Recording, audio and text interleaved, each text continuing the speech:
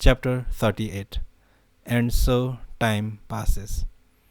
Darkness crept in through my ear like oil.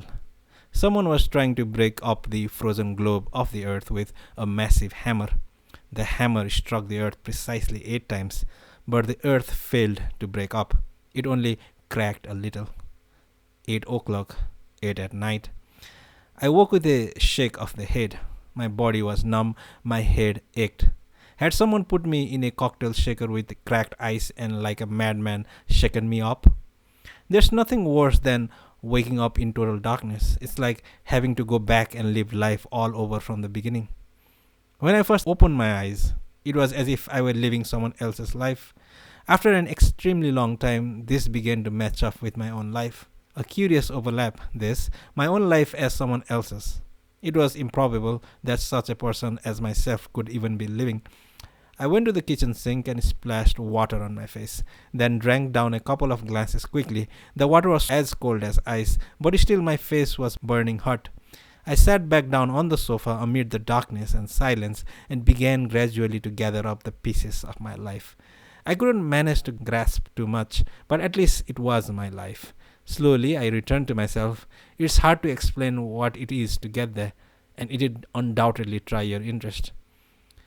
I had the feeling that someone was watching me, but I didn't pay it any mind. It's a feeling you get when you're all alone in a big room. I thought about cells. Like my ex-wife had said, ultimately every last cell of you is lost. Lost even to yourself. I pressed the palm of my hand against my cheek. The face of my hand felt in the dark wasn't my own. I didn't think. It was the face of another that had taken the shape of my face. But I couldn't remember the details. Everything, names, sensations, places, dissolved and was swallowed into the darkness. In the dark of the clock struck 8:30. The snow had stopped, but thick clouds still covered the sky. No light anywhere. For a long time, I lay buried in the sofa, fingers in my mouth. I couldn't see my hand.